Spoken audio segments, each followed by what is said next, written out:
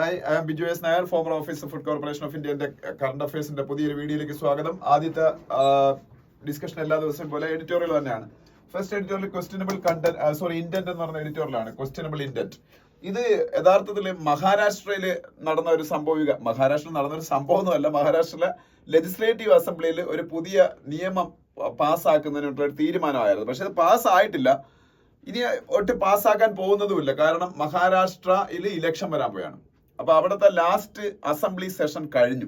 അപ്പൊ ഇലക്ഷൻ തൊട്ട് മുമ്പ് ഒരു അസംബ്ലി സെഷൻ ഇനി നടക്കാനുള്ള സാധ്യതയില്ല. അപ്പൊ ഇലക്ഷന് മുമ്പായിട്ട് ഇത് പാസ്സാവാൻ പോണില്ല. പക്ഷെ ഇലക്ഷൻ കഴിഞ്ഞിട്ട് ഈ ഇപ്പൊ ഭരിക്കുന്ന പാർട്ടി തന്നെ തിരിച്ച് അധികാരത്തിൽ ഇൻ കേസ് വന്നാൽ അവർ പാസ്സാക്കാൻ ചാൻസ് ഉണ്ട്. ഇത് എന്താണ് പ്രശ്നം എന്ന് ചോദിച്ചാൽ ആ നിയമത്തിന്റെ പേര് ഞാൻ പറഞ്ഞുതരാം. ഇതിന്റെ മുഴുവൻ ശ്രദ്ധിച്ചൊരു സംഭവമാണ്. സത്യത്തിൽ ഒരു സ്റ്റേറ്റ് സ്പെസിഫിക് ആണ്, അത്രയേ ഉള്ളൂ. അല്ലാതെ നമ്മളെ ബാധിക്കുന്ന വിഷയമല്ല. കേരളത്തിലോ അല്ലെങ്കിൽ തമിഴ്നാടിലോ കർണാടകത്തിലോ ആന്ധ്രയിലോ അല്ലെങ്കിൽ ഇന്ത്യയിലെ മറ്റേതെങ്കിലും സ്റ്റേറ്റിലെ ജനങ്ങളെ അത് ബാധിക്കത്തില്ല. It is specifically for Maharashtra state. അപ്പം സ്പെഷ്യൽ പബ്ലിക് സെക്യൂരിറ്റി ബിൽ 2024 എന്നാണ്. പക്ഷെ ബാധിക്കൂല എന്ന് പറയാൻ പറ്റില്ല. ഒരു സ്റ്റേറ്റിൽ ഇതുപോലുള്ള നിയമം നടപ്പാക്കുമ്പോൾ അത് അവിടെ നടപ്പായി കഴിഞ്ഞാൽ മറ്റ് പല സ്റ്റേറ്റുകളിലും അതിന്റെ ചുവട് പിടിച്ച് നിയമം വരാൻ സാധ്യതയുണ്ട്. അപ്പം അതുകൊണ്ട് നമ്മളെയൊക്കെ ഭാവിയിൽ ബാധിക്കാം. അപ്പോൾ സ്പെഷ്യൽ പബ്ലിക് സെക്യൂരിറ്റി ബിൽ 2024 എന്നാണ് ഈ ബില്ലിന്റെ പേര്. അപ്പൊ ഇത് സംഭവം വേറൊന്നുമല്ല, മഹാരാഷ്ട്രയിലെ ലെഫ്റ്റ് വിങ് ആയിട്ടുള്ള എക്സ്ട്രീം ലെഫ്റ്റ് ആയിട്ടുള്ള ഓർഗനൈസേഷൻസും അതുമായിട്ട് ബന്ധപ്പെട്ട ആൾക്കാരെയും ടാർഗറ്റ് ചെയ്യുന്നതിന് വേണ്ടിയിട്ടാണ്. സ്പെസിഫിക് ആയിട്ട് ഗവൺമെന്റ് തന്നെ പറയുന്നുണ്ട്. പക്ഷെ ഇതില് ഈ എഡിറ്റോറിയലിൽ പറയുന്ന കാര്യം എന്ന് വെച്ചാൽ, ഒന്നാമത്തെ കാര്യം ലെഫ്റ്റ് വിങ് എക്സ്ട്രീമിസം എന്ന് പറയുന്ന മഹാരാഷ്ട്രയിൽ അത്ര വൈഡ് സ്പ്രെഡ് അല്ല. ഒരു സമയത്തുണ്ടായിരുന്നു. ഈ റെഡ് കോറിഡോർ എന്ന് പറയുന്ന ഒരു പ്രദേശം തന്നെ ഇന്ത്യയിൽ ഉണ്ടായിരുന്നു. വെസ്റ്റ് ബംഗാളും ജാർഖണ്ഡും ഒഡീഷയുടെ കുറെ പാർട്സും ഛത്തീസ്ഗഡും ആന്ധ്രയുടെ കുറെ ഏരിയാസും മഹാരാഷ്ട്രയുടെ കുറെ ഏരിയാസും ഒക്കെ ചേർന്ന്. അപ്പൊ ആ റെഡ് കോറിഡോർ എന്ന് പറയുന്ന സംഭവത്തെ ഒക്കെ ഏതാണ്ടൊക്കെ എന്താ പറയുന്നത്, നമ്മളുടെ സെക്യൂരിറ്റി ഫോഴ്സസിന്റെ കഴിവുകൊണ്ട് തന്നെ പതുക്കെ ഇല്ലാതെ ഈ റെഡ് കോറിഡോർ എന്ന് പറഞ്ഞാൽ നെക്സലൈറ്റിസം അല്ലെങ്കിൽ മാവോയിസ്റ്റ് എക്സ്ട്രീമിസം ഭയങ്കരമായിട്ട് സ്പ്രെഡ് ആയിരുന്ന ഒരു കുറെ പ്രദേശങ്ങളെയാണ് ഈ പറഞ്ഞ റെഡ് കോറിഡോർ എന്ന് വിശേഷിപ്പിച്ചിരുന്നത്. ലെഫ്റ്റ് വിങ് എക്സ്ട്രീമിസം ഭയങ്കരമായിട്ട് സ്പ്രെഡ് ആയിരുന്ന സ്ഥലങ്ങൾ. പക്ഷെ കഴിഞ്ഞ കുറെ വർഷങ്ങളായിട്ട് നമ്മളുടെ CRPF പോലുള്ള നമ്മളുടെ പാരാമിലിറ്ററി ഫോഴ്സസിന്റെ ഇഫക്റ്റീവ് ആയിട്ടുള്ള ഇന്റർവെൻഷൻസ് മൂലം നമ്മളുടെ ഏറ്റവും വലിയ ഇന്റേണൽ സെക്യൂരിറ്റി പ്രോബ്ലം ആയിരുന്ന ലെഫ്റ്റ് വിങ് എക്സ്ട്രീമിസത്തിന് വളരെയധികം തുടച്ചു നീക്കാൻ കഴിഞ്ഞിട്ടുണ്ട്. ചില മേഖലകൾ മാത്രമേ, ഇപ്പൊ ഛത്തീസ്ഗഡിലെ ദണ്ഡേവാഡ അല്ലെങ്കിൽ സുഗമ ഒക്കെ പോലുള്ള കുറച്ച് പ്രദേശങ്ങൾ ഒഴിവാക്കിയാൽ ഇപ്പൊ അത്ര വലിയ പ്രോബ്ലം ഇല്ല. അപ്പൊ ഈ മഹാരാഷ്ട്രയിലും അത് വളരെ എന്താ പറയുന്ന ഫീബിൾ പ്രസൻസേ അവർക്കൊക്കെ ഉള്ളൂ ഇപ്പം. അപ്പൊ പിന്നെ എന്തിനാണ് ഇങ്ങനെ ഒരു നിയമം കൊണ്ടുവന്നത് വെച്ചാൽ, ഗവൺമെന്റിന്റെ ക്രിട്ടിക്സ് ആയിട്ടുള്ള ലോയേഴ്സിന്, ജേർണലിസ്റ്റുകളെ, സോഷ്യൽ ആക്ടിവിസ്റ്റുകളെ ഒക്കെ ടാർഗറ്റ് ചെയ്യുന്നതിന് വേണ്ടിയിട്ടാണ് എന്ന് കരുതേണ്ടി വരും എന്നും ഈ എഡിറ്റോറിയൽ പറയുന്നുണ്ട്. പിന്നെ വേറൊരു കാര്യം, ഈ already there is a central law, that is UAPA, unlawful activities prevention act, unlawful activities prevention act. ഈ central law unlawful activities prevention act UAPA ഉള്ള സമയത്ത് ആ UAPAക്കകത്തുള്ള പ്രൊവിഷൻസും കൂടെ ഇവരുണ്ടാക്കിയ മഹാരാഷ്ട്രയിലെ സ്പെഷ്യൽ പബ്ലിക് സെക്യൂരിറ്റി ബിൽ 2024 പല പ്രൊവിഷൻസും UAPAക്കകത്തുണ്ട്. പിന്നെ എന്തിന് സ്പെസിഫിക് ആയിട്ട് ലെഫ്റ്റ് വിങ് എക്സ്ട്രീമിസത്തിനെയോ അല്ലെങ്കിൽ അതിന്റെ സിമ്പതൈസേഴ്സിനെയോ ടാർഗറ്റ് ചെയ്യുന്നതിന് വേണ്ടി ഇങ്ങനെ ഒരു നിയമം ഉണ്ടാക്കേണ്ട ആവശ്യകത എന്നും ഇതിന്റെ അകത്ത് ചോദിക്കുന്നുണ്ട്. അപ്പോ ഈ ഞാനൊരു സംഭവം പറയാം. ഭീമ കൊറിഗാവോൺ എന്ന് പറയുന്ന ഒരു സ്ഥലമുണ്ട് മഹാരാഷ്ട്രയിൽ, ഭീമ കൊറിഗാവോൺ. ഈ ഭീമ കൊറിഗാവോൺ എന്ന് പറയുന്ന പ്രദേശം ഒരു വില്ലേജ് ആണ് മഹാരാഷ്ട്രയില്. ഇവിടെ പണ്ട് 200 വർഷങ്ങൾക്ക് മുമ്പ് ഒരു ദളിത് അപ്രൈസിംഗ് ഉണ്ടായിട്ടുണ്ട്. അവരൊരു ബാറ്റിൽ ഉണ്ടായിട്ട് ആ ബാറ്റിൽ ദളിത്തിന് വിജയം ഉണ്ടായിട്ടുണ്ട്. അപ്പൊ ദളിതരുടെ ആത്മാഭിമാനത്തിന്റെ ഏറ്റവും വലിയ പ്രതീകമായിട്ട് കാണുന്ന ഒരു പ്രദേശമാണ് ഭീമ കൊറിഗാവോൺ എന്ന് പറയുന്നത്. അവിടെ ആ വിജയത്തിന്റെ 200ാം വാർഷികം ആഘോഷിക്കാൻ വേണ്ടിയിട്ട് 2018-19 സമയത്ത് ഒരു വലിയ സംഭവം നടക്കുന്നു, ഒരു പരിപാടി നടക്കുന്നു. ആ പരിപാടിക്കകത്ത് വയലൻസ് ഉണ്ടാവുകയും ഒരാൾ മരിക്കുകയും കുറെ പേര് ഇൻജേർഡ് ആവുന്ന ഒരു പ്രശ്നം ഉണ്ടായി. ഇത് അന്ന് BJP ഗവൺമെന്റ് കൊണ്ടുവന്ന ടേമാണ് അർബൻ നെക്സൽസ് എന്ന് പറയുന്ന സംഭവം. എന്താണ് അർബൻ നെക്സൽസ്? അതായത് നെക്സലൈറ്റുകൾ പൊതുവെ കാട്ടിലാണ്, ഫോറസ്റ്റിലാണ് അവരുടെ ആക്ടിവിറ്റീസ്. അവർക്ക് വേണ്ട ഐഡിയോളജിക്കൽ സപ്പോർട്ട് കൊടുക്കുന്ന ആൾക്കാർ സിറ്റികൾക്കകത്തുണ്ട്. അവരെ അർബൻ നെക്സൽസ് എന്ന് BJP വിളിച്ചു. അവർ എഴുതിയെന്ന് എടുക്കേണ്ട ഞാൻ പറഞ്ഞതാണ്. അപ്പം മഹാരാഷ്ട്രയുടെ പല പ്രദേശങ്ങളിൽ നിന്നും ഇവര് ഈ അർബൻ നെക്സൽസ് എന്ന് അവര് കാറ്റഗറൈസ് ചെയ്ത ഈ നെക്സലൈറ്റ് സിമ്പതൈസേഴ്സ് ആയിട്ടുള്ള ഇന്റലക്ച്വൽസിനെ, ബുദ്ധിജീവികളെ, പലരും കോളേജ് പ്രൊഫസേഴ്സോ അങ്ങനെ അല്ലെങ്കിൽ പലരും സോഷ്യൽ ആക്ടിവിസ്റ്റുകളൊക്കെയാണ്. അവരെയൊക്കെ അറസ്റ്റ് ചെയ്ത് ജയിലിൽ വിട്ടു. പിന്നെ അവർക്ക് ജാമ്യം പോലും കൊടുത്തില്ല. നിങ്ങൾ ഒരു പക്ഷേ കേട്ടിട്ടുണ്ടായിരിക്കും ഒരു ഫാദർ സ്റ്റാൻ സ്വാമി എന്ന് പറയുന്ന ആളുടെ പേര്. ഈ ഫാദർ സ്റ്റാൻ സ്വാമി ജയിലിൽ കിടന്ന് മരിക്കുകയാണ്. അപ്പൊ അന്നേ മഹാരാഷ്ട്രയില് അവിടുത്തെ ഗവൺമെന്റും BJP ആണ് അവിടുത്തെ ഗവൺമെന്റിനെ മെയിൻ ആയിട്ട് റൺ ചെയ്യുന്നത്. അവരൊക്കെ ടാർഗറ്റ് ചെയ്തിരുന്ന വിഭാഗമാണ് ഈ അർബൻ നക്സലുകൾ എന്ന് പറയുന്നത്. അപ്പൊ ഈ ഇവരെ നിലയ്ക്ക് നിർത്തുക എന്നുള്ള ലക്ഷ്യത്തോടുകൂടിയാണ് ഈ ലെഫ്റ്റ് വിങ് എക്സ്ട്രീമിസത്തിന് എഗൈൻസ്റ്റ് ആയിട്ട് ഈ Maharashtra special public security bill 2024 കൊണ്ടുവരുന്നത്. പക്ഷെ അങ്ങനെ ഒരു നിയമത്തിന്റെ ആവശ്യമില്ല UAPA ഉള്ളത് കൊണ്ടെന്ന് ഈ എഡിറ്റോറിയൽ അത് പറയുന്നുണ്ട്. പിന്നെ വേറൊരു കാര്യം, ഇതിൽ കുറെ അപകടകരമായിട്ടുള്ള പ്രൊവിഷൻസ് ഉണ്ട്. അതായത് ഇപ്പൊ ഞാനിപ്പോ ഒരു അൺലോഫുൾ ഓർഗനൈസേഷനിലെ മെമ്പർ ആവണമെന്ന് പോലും ഇല്ല. ഈ അൺലോഫുൾ ഓർഗനൈസേഷൻ എന്ന് പറയുന്ന സംഭവം ചിലപ്പോൾ ഒരു രജിസ്റ്റേർഡ് ഓർഗനൈസേഷൻ പോലും ആയിരിക്കില്ല. സർക്കാരിന് ഒരു സംഘടന പ്രവർത്തിക്കുന്നതായിട്ട് തോന്നുന്നു, ആ സംഘടനയിലെ ഞാനൊരു മെമ്പർ അല്ല, ആ സംഘടനയായിട്ട് ഒരു സിമ്പതൈസർ ആണ്, എന്നിട്ട് ആ സംഘടനയ്ക്ക് വേണ്ട എന്തെങ്കിലുമൊക്കെ ഒരു സഹായം ഞാൻ ചെയ്തു കൊടുക്കുന്നതായിട്ട് അവർക്ക് തോന്നിയാൽ ഞാൻ മെമ്പർ പോലും ആവണമെന്നില്ല, എന്നെ അറസ്റ്റ് ചെയ്യാൻ പറ്റും. മെമ്പർ ആണെങ്കിൽ എന്നെ 7 വർഷമോ അതിൽ കൂടുതലോ ഇംപ്രിസൺമെന്റിന് പറ്റും.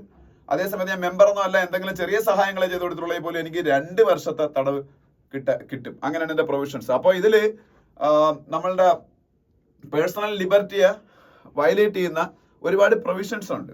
ഈവൻ പോലീസിനൊക്കെ മിസ്യൂസ് ചെയ്യാൻ പറ്റും. ഈ നമ്മളുടെ ഇൻസ്റ്റിറ്റ്യൂഷൻസിന് എഗെയിൻസ്റ്റ് ആയിട്ടുള്ള ഏതെങ്കിലുമുള്ള ക്രിറ്റിസിസത്തിനെ പോലും തടയുന്ന പല കാര്യങ്ങളും ഇതിനകത്താണ്. അപ്പൊ അതൊരു പോലീസ് എക്സസ് ഉണ്ടായാൽ പോലും ആ പോലീസ് എക്സസിന് എഗെയിൻസ്റ്റ് ആയിട്ട് സംസാരിച്ചാൽ ഒരു പക്ഷേ അകത്ത് പോകാൻ സാധ്യതയുണ്ട്. അതൊരു ഗവൺമെന്റ് ഇൻസ്റ്റിറ്റ്യൂഷൻ ആണല്ലോ ഈ പോലീസ് എന്ന് പറയുന്ന പോലെ. അപ്പൊ അങ്ങനെയൊക്കെയുള്ള കുറെ പ്രൊവിഷൻസ്, മിസ്യൂസ് ചെയ്യപ്പെടാൻ സാധ്യതയുള്ള പ്രൊവിഷൻസ് ഉള്ള ഒരു നിയമം മഹാരാഷ്ട്രയിൽ വളരെ നെഗ്ലിജിബിൾ പ്രസൻസ് മാത്രമുള്ള ഈ എക്സ്ട്രീം കമ്മ്യൂണിസ്റ്റുകാർ എന്ന് പറയുന്നവർക്കെതിരെ അങ്ങനെ ഒരു നിയമം കൊണ്ടുവരേണ്ട ആവശ്യമില്ല UAPA പോലുള്ള നിയമങ്ങളുള്ളപ്പോൾ. അതാണ് ഈ ഫസ്റ്റ് എഡിറ്റോറിയൽ എന്ന് പറഞ്ഞത്. അത്രേ ഉള്ളൂ. നിയമത്തിന്റെ പേരെന്താണ്? Maharashtra special public security bill 2024. നിയമമായിട്ടില്ല, അതൊരു ബില്ലാണ്. നിയമമാണെങ്കിൽ പിന്നെ നിയമസഭയിൽ പാസ്സായി, ലെജിസ്ലേറ്റീവ് അസംബ്ലി പാസ്സായി, ഗവർണറൊക്കെ സൈൻ ചെയ്യണ്ടേ? ഓക്കെ, ഇതാണ് ഫസ്റ്റ് എഡിറ്റോറിയൽ.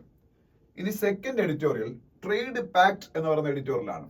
ട്രേഡ് പാക്ട് അല്ല, ട്രേഡ് ടാക്ട്.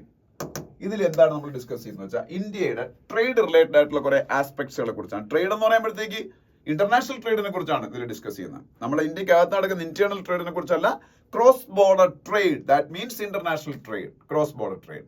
ആ ക്രോസ് ബോർഡർ ട്രേഡിൽ എന്തൊക്കെ വരും? എക്സ്പോർട്ട് വരും, ഇമ്പോർട്ട് വരും. കാര്യം അതാണല്ലോ ഇന്റർനാഷണൽ ട്രേഡ് അല്ലെങ്കിൽ ക്രോസ് ബോർഡർ ട്രേഡ് എന്ന് പറഞ്ഞാൽ. ഇതിൽ ഇന്ത്യയുടെ export continuously improving during the last 3 to 4 months. That's a very good sign for our economy. Our international trade is improving, especially our export is improving. Export ആണല്ലോ എപ്പോഴും നമ്മുടെ target എന്ന് പറയുന്നത്. Import is also increasing. Import increase ചെയ്യുന്നെങ്കിലും കഴിഞ്ഞ May ഒക്കെ അപേക്ഷിച്ച് ജൂണിലെ figure വെച്ച് അവർ പലതും ഡിസ്കസ് ചെയ്തേക്കുന്നത്. ജൂണില് കുറച്ച് ഇമ്പോർട്ട് കുറഞ്ഞിട്ടുണ്ട്. പക്ഷേ ഇമ്പോർട്ടും എക്സ്പോർട്ടും ഒന്നുപോലെ ഇംപ്രൂവ് ചെയ്യുമ്പോൾ ഇമ്പോർട്ടിന്റെ വാല്യൂ കൂടുതലെങ്കിൽ ട്രേഡ് ഡെഫിസിറ്റ് ഉണ്ടാവും. എന്തുണ്ടാവും? ട്രേഡ് ഡെഫിസിറ്റ് എന്ന് പറയുന്നത് എന്താണ്? ഇമ്പോർട്ടും എക്സ്പോർട്ടും തമ്മിലുള്ള വാല്യൂയിലെ ഡിഫറൻസ് ആണ്. ഇമ്പോർട്ട് മൈനസ് എക്സ്പോർട്ട് ആണ് ട്രേഡ് ഡെഫിസിറ്റ് എന്ന് പറയുന്നത്. അപ്പൊ ഈ ട്രേഡ് ഡെഫിസിറ്റ് അത്യാവശ്യം ഇപ്പൊ ഇന്ത്യക്ക് ഉണ്ട്. ഈ നമ്മളുടെ ട്രേഡിൽ ഇപ്പൊ ഇതിന് കുറെ പെർസെന്റേജ് കാര്യങ്ങളും ഒക്കെ പറയുന്നുണ്ട്. അത് നമുക്ക് ആവശ്യമില്ല, അതുകൊണ്ട് പെർസെന്റേജിന്റെ ഇതിലേക്ക് ഞാൻ പോകുന്നില്ല. ഞാൻ പക്ഷെ ഇതിലെ കുറച്ച് കാര്യങ്ങളാണ് പറയുന്നത്. ഈ ട്രേഡ് ഡെഫിസിറ്റ് ഉണ്ടാവുമ്പോൾ ഈ ട്രേഡ് ഡെഫിസിറ്റിനെ ഇവൻച്വലി കറണ്ട് അക്കൗണ്ട് ഡെഫിസിറ്റിലേക്കൊക്കെ നയിക്കും. കറണ്ട് അക്കൗണ്ട് ഡെഫിസിറ്റ് എന്ന് പറയുന്നത് നമ്മളുടെ ഓവറോൾ എന്താ പറയുന്ന നമ്മളുടെ റെമിറ്റൻസസ് ടു അതർ നേഷൻസ്. നമുക്ക് ഇങ്ങോട്ട് നമ്മള് ഓവറോൾ നമ്മളുടെ പേയ്മെന്റ് ടു അതർ നേഷൻസും നമ്മൾക്ക് ഇങ്ങോട്ട് കിട്ടുന്ന റെമിറ്റൻസസും അതെല്ലാം കൂടെ ചേർക്കുന്നതാണ്, അതിന്റെ ഡിഫറൻസ് എടുക്കുന്നതാണ് കറണ്ട് അക്കൗണ്ട് ഡെഫിസിറ്റ് എന്ന് പറയുന്നത്. അതിൽ ഈ ട്രേഡ് മാത്രമല്ല വരുന്നത്, നമ്മൾ കൊടുക്കുന്ന വേജസ്. ഇപ്പം നമ്മളിപ്പം വിദേശികൾ ഇന്ത്യയിൽ ജോലി ചെയ്യുന്നെങ്കിൽ അവർക്ക് സാലറി കൊടുക്കും, വിദേശ രാജ്യങ്ങൾക്ക് നമ്മൾ ധനസഹായം കൊടുക്കും. Every kind of outward remittances അതിൻ്റെ അകത്ത് വരും. അതുപോലെ every kind of inward remittances. അപ്പൊ അതിൽ ട്രേഡ് മാത്രമല്ല ഒരു കമ്പോണന്റ് എന്ന് പറയുന്നത്. അപ്പൊ ഈ എല്ലാം കൂടെ എടുത്ത് ആഡ് ചെയ്ത് ഔട്ട്വേർഡ് റെമിറ്റൻസസ് ഇൻവേർഡ് റെമിറ്റൻസസ് നമ്മൾ ഡിഫറൻസ് എടുക്കുമ്പോൾ നമ്മൾ ഔട്ട്വേർഡ് റെമിറ്റൻസ് ആണ് കൂടുതലെങ്കിൽ അതിനെ കറണ്ട് അക്കൗണ്ട് ഡെഫിസിറ്റ് എന്ന് പറയും. ട്രേഡ് ഡെഫിസിറ്റ് അതിൽ ട്രേഡിൽ മാത്രമേ എടുക്കുള്ളൂ. അപ്പൊ കറണ്ട് അക്കൗണ്ട് ഡെഫിസിറ്റ് കൂടുന്നത് നല്ലതല്ല. അതൊക്കെ നമ്മുടെ കറൻസി വാല്യൂ ഡിപ്രീഷിയേറ്റ് ചെയ്യാൻ കാരണമാവും, നമ്മുടെ കറൻസി വാല്യൂ. ഓക്കെ, അപ്പൊ അതവിടെ നിൽക്കട്ടെ. ഞാൻ പറഞ്ഞോണ്ട് വന്നത് ഈ നമ്മളുടെ ട്രേഡ് ഡെഫിസിറ്റ്, നമുക്ക് മിക്കവാറും ട്രേഡ് ഡെഫിസിറ്റ് ആയിരിക്കും എപ്പോഴും. ട്രേഡ് ഡെഫിസിറ്റ് ഉണ്ടാകാൻ പ്രധാനപ്പെട്ട കാരണം 2 സംഭവങ്ങളാണ്. ഒന്ന് ഓയിലും വേറൊന്ന് ഗോൾഡും. ഈ ഗോൾഡ് നമ്മൾ ഒരുപാട് ഇമ്പോർട്ട് ചെയ്യുന്നുണ്ട്, ഓയിൽ ഒരുപാട് ഇമ്പോർട്ട് ചെയ്യുന്നുണ്ട്. ഓയിലിന്റെ ഇമ്പോർട്ട് നമുക്ക് റെസ്ട്രിക്ട് ചെയ്യാൻ പറ്റൂല. since our economy is growing at a very fast pace and it is one of the world's largest economies, and it is very ഞാൻ already പറഞ്ഞ പോലെ it is growing at a very big pace. So our oil needs will substantially increase in each and every year. അപ്പോൾ oil import കുറയ്ക്കാൻ പറ്റൂല. അപ്പോൾ oil import നമുക്ക് restrict ചെയ്തുകൊണ്ട് നമ്മുടെ ട്രേഡ് ഡെഫിസിറ്റ് കുറയ്ക്കാൻ പറ്റൂല. പിന്നെ ചെയ്യാൻ പറ്റുന്നത് ഓയിൽ നമ്മൾ സ്വന്തമായിട്ട് അക്യൂർ ചെയ്യാൻ ശ്രമിക്കാം. അതായത് നമ്മുടെ രാജ്യത്തിനകത്ത് പല സ്ഥലങ്ങളിലും ഓയിൽ എക്സ്പ്ലോറേഷൻ ഒക്കെ നടത്തി ഓയിൽ പ്രൊഡ്യൂസ് ചെയ്താൽ നമുക്ക് കുറയ്ക്കാൻ പറ്റും. അല്ലെങ്കിൽ നമ്മൾ ഓൾട്ടർനേറ്റീവ് സോഴ്സ് ഓഫ് ഫ്യൂൽസ് കണ്ടുപിടിക്കണം. ഗോൾഡിന്റെ പക്ഷെ അതുകൊണ്ട് തന്നെ ഓയിൽ ഇമ്പോർട്ടാണ് നമ്മളുടെ ട്രേഡ് ഡെഫിസിറ്റിൽ പകുതി കൂടുതൽ. നമ്മളുടെ കഴിഞ്ഞ 3 മാസത്തെ ഈ ഫിനാൻഷ്യൽ ഇയറിന്റെ first quarter Q1 April May June അതാണ് Q1 ട്രേഡ് ഡെഫിസിറ്റ് നോക്കിയാൽ half of that trade deficit was contributed by oil import. The remaining half was contributed by all other sectors of economy. അപ്പോൾ ഗോൾഡിന്റെ import നമുക്ക് ഭയങ്കര വിഷയമായിരുന്നു. പക്ഷെ ഗോൾഡിന്റെ import ഭയങ്കരമായിട്ട് കുറഞ്ഞു. അത് നല്ലതാണ്. രണ്ടാമത്തെ ഗോൾഡിന്റെ ഇമ്പോർട്ട് കുറയാൻ കാരണം ഒരുപക്ഷെ ഇന്റർനാഷണൽ മാർക്കറ്റിൽ ഗോൾഡിന്റെ പ്രൈസ് ഭയങ്കരമായിട്ട് കൂടിയതുകൊണ്ടായിരിക്കാം. അപ്പൊ എന്തായാലും ട്രേഡ് ഡെഫിസിറ്റ് ട്രേഡ് ഡെഫിസിറ്റിൽ ഒരു വലിയ കോൺട്രിബ്യൂഷൻ ആയിരുന്ന ഗോൾഡിന്റെ ഇമ്പോർട്ട് കുറഞ്ഞിട്ടുണ്ട്. അതേസമയത്ത് ഓയിലിന്റെ ഇമ്പോർട്ട് കൂടി പോകുന്നു. പക്ഷെ ഇതിനെ കുറിച്ച് നമ്മൾ കൂടുതൽ വറീഡ് ആവണ്ട എന്നാണ് ഹിന്ദു പറയുന്നത്. അതിനുമുമ്പ് ഒരു കാര്യം കൂടെ പറഞ്ഞോട്ടെ. ഈ ഗോൾഡിന്റെ ഇമ്പോർട്ട് കുറയുമ്പോൾ അൺയൂഷ്വൽ ആയിട്ട് വേറൊരു പ്രഷ്യസ് മെറ്റലിന്റെ ഇമ്പോർട്ട് ഭയങ്കരമായിട്ട് കൂടുന്നു. സിൽവറിന്റെ. പക്ഷെ അവിടെ ശ്രദ്ധിക്കേണ്ട ഒരു കാര്യം, ഈ സിൽവറിന്റെ ഇമ്പോർട്ട് ട്രഡീഷണൽ റൂട്ട്സിൽ കൂടെ അല്ല കൂടിയത്. ഇതിനെക്കുറിച്ച് 2 ദിവസം മുമ്പ് ഹിന്ദുവിൽ ഒരു ന്യൂസ് ഉണ്ടായിരുന്നു. അന്ന് ഞാൻ കൂടുതൽ ഡീറ്റെയിൽ ആയിട്ട് അന്ന് ഡിസ്കസ് ചെയ്തില്ല. ഈ സിൽവറിന്റെ ഇമ്പോർട്ട് കൂടിയത് ഗിഫ്റ്റ് സിറ്റി വഴിയാണ്. ഗിഫ്റ്റ് സിറ്റി എന്ന് പറഞ്ഞാൽ Gujarat International Financial Tech City. This is SS special economic zone. Tax free zone ആണ് GIFT City, Gujarat International Financial Tech City. അതിൻ്റെ അകത്ത് ഇന്റർനാഷണൽ ലോസ് ആണ് മിക്കവാറും ഫോളോ ചെയ്യുന്നത്, അല്ലാതെ ഇന്ത്യയുടെ നിയമങ്ങളൊന്നും അല്ല. അങ്ങനെ ഒരു സോണാണ്. അപ്പൊ അവിടെ ഈ ഗിഫ്റ്റ് സിറ്റി വഴിയാണ് ഈ സിൽവർ ഇമ്പോർട്ട് നടന്നുകൊണ്ടിരിക്കുന്നത്. അതും UAE നിന്ന് മാത്രം. ഇതിന്റെ കാരണം അപ്പം തന്നെ നമുക്ക് മനസ്സിലാവും. UAE എന്ന് പറഞ്ഞ രാജ്യമായിട്ട് നമ്മൾ ഈ ഇടയ്ക്ക് ഫ്രീ ട്രേഡ് എഗ്രിമെന്റ് ഉണ്ടാക്കിയിട്ടുണ്ട്. സ്വതന്ത്ര വ്യാപാര കരാർ. എന്താണ് ഫ്രീ ട്രേഡ് എഗ്രിമെന്റ്? സ്വതന്ത്ര വ്യാപാര കരാർ നമ്മൾ UAE-യുമായിട്ട് ഉണ്ടാക്കിയിട്ടുണ്ട്. അവിടെ പറയുന്നുണ്ട് ഈ ഫ്രീ ട്രേഡ് എഗ്രിമെന്റിലെ സ്വതന്ത്ര വ്യാപാര കരാറിലെ പ്രൊവിഷൻസ് ഉപയോഗിച്ച് ടാക്സ് ഇവേഡ് ചെയ്യാൻ വേണ്ടിയിട്ട് അങ്ങനെ ഏതാണ്ട് 6000 കോടി രൂപ ഒരു വർഷം സർക്കാരിന് നഷ്ടം വരുന്നതാണ് കണക്കൂട്ടുന്നത്. ടാക്സ് ഇവേഡ് ചെയ്യാൻ വേണ്ടിയിട്ട് ഈ പറഞ്ഞ സ്വതന്ത്ര വ്യാപാര കരാറിലെ പ്രൊവിഷൻസ് ഉപയോഗിച്ച് ഗിഫ്റ്റ് സിറ്റി എന്നറിയപ്പെടുന്ന ഇന്ത്യയിലെ ഇന്റർനാഷണൽ ലോസ് ഫോളോ ചെയ്യുന്ന സ്പെഷ്യൽ എക്കണോമിക് സോൺ വഴിയാണ് ഈ സിൽവറിന്റെ ഇമ്പോർട്ട് നടന്നുകൊണ്ടിരിക്കുന്നത്. ഇത് അന്വേഷിക്കേണ്ട കാര്യമാണ് എന്നാണ് ഇതിൻ്റെ അകത്ത് പറയുന്നത്. സിൽവറിന്റെ ഇമ്പോർട്ട് ഭയങ്കരമായിട്ട് കൂടുന്നു, അൺയൂഷ്വൽ ആയിട്ട്. ഗോൾഡിന്റെ കുറയുകയും ചെയ്യുന്നു. മനസ്സിലായി? അപ്പൊ ഇതിൻ്റെ അകത്ത് ഇതൊരു ജസ്റ്റ് ഒരു പോയിന്റ് ആയിട്ട് പറഞ്ഞിട്ടുണ്ടേ ഉള്ളൂ. ഇതിനകത്ത് നമ്മൾ ശ്രദ്ധിക്കേണ്ട കാര്യം, നമ്മളുടെ ഈ ട്രേഡ് ഡെഫിസിറ്റ് ഒക്കെ കൂടുന്നതിൽ നമ്മൾ കൂടുതൽ കൺസേൺഡ് ആവേണ്ട ഇമ്പോർട്ട് കൂടുന്നതിലൊന്നും. ഇമ്പോർട്ട് കൂടുന്നതെന്ന് വെച്ചാൽ ഒരു രാജ്യത്തിന്റെ എക്കോണമി ഗ്രോ ചെയ്യുമ്പം ലോകത്തിലെ ഏറ്റവും ഫാസ്റ്റസ്റ്റ് ഗ്രോയിങ് എക്കോണമി ആയിട്ട് മാറുമ്പോൾ നമ്മുടെ രാജ്യത്തിന്റെ അകത്ത് കൺസംഷൻ കൂടുന്നതുകൊണ്ടാണ് നമ്മുടെ എക്കോണമിക്ക് നല്ലതാണെന്നാണ് പറയുന്നത്. അപ്പൊ ഇമ്പോർട്ട് കൂടുന്നതിനെ കുറിച്ച് നമ്മൾ വറി ചെയ്യേണ്ട ആവശ്യമില്ല. എക്സ്പോർട്ട് കൂട്ടിയെടുക്കാൻ നമ്മൾ ശ്രദ്ധിക്കേണ്ട. അതേ സമയത്ത് തന്നെ എക്സ്പോർട്ട് ഇപ്പോൾ കൂടുന്നുണ്ട്, പക്ഷെ ഇതേപോലെ പോരാ. മൊത്തം ഇന്ത്യയുടെ 30 എക്സ്പോർട്ട് നമ്മളുടെ മൊത്തം എക്സ്പോർട്ടിന്റെ പ്രധാനപ്പെട്ട 30 കമ്പോണൻസിൽ 19 ഇപ്പോൾ അപ്വേർഡ് ട്രാജക്ടറിയെ കാണിക്കുന്നു, മുകളിലേക്കാണ് പോകുന്നത്. അപ്പൊ അതുകൊണ്ട് നമുക്ക് നല്ലത് തന്നെയാണ്. പക്ഷെ സ്റ്റിൽ വീണ്ടും നമ്മൾ എക്സ്പോർട്ട് കൂട്ടാൻ വേണ്ടി ശ്രമിച്ചുകൊണ്ടിരിക്കുക. അതിന് അനുകൂലമായിട്ടുള്ള policy measures government of India എടുക്കുക.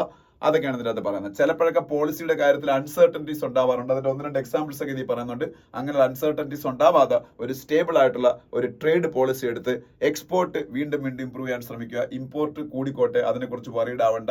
അതുവഴി ഉണ്ടാകുന്ന ഡെഫിസിറ്റിനെ കുറിച്ചും വറീഡ് ആവണ്ട എന്നാണ് ഈ എഡിറ്റോറിയൽ പറയുന്നത്. ഇനി നമ്മൾ പറയാൻ പോകുന്നത്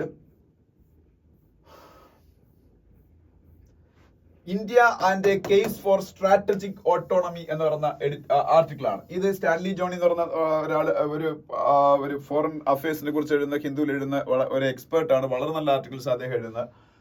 ഇതില് US-ഉം മറ്റ് അവരുടെ അലയൻസ് പാർട്ട്നേഴ്സ് ആയിട്ടുള്ള രാജ്യങ്ങളും യുക്രൈനും ഒക്കെ ഇന്ത്യയെ ക്രിട്ടിസൈസ് ചെയ്തു. നരേന്ദ്രമോദി റഷ്യ ഇപ്പൊ വിസിറ്റ് ചെയ്തത്, പ്രത്യേകിച്ച് നരേന്ദ്രമോദി റഷ്യ വിസിറ്റ് ചെയ്തത് നാറ്റോയുടെ 75th ആനിവേഴ്സറിയുടെ അതേ ദിവസമാണ്.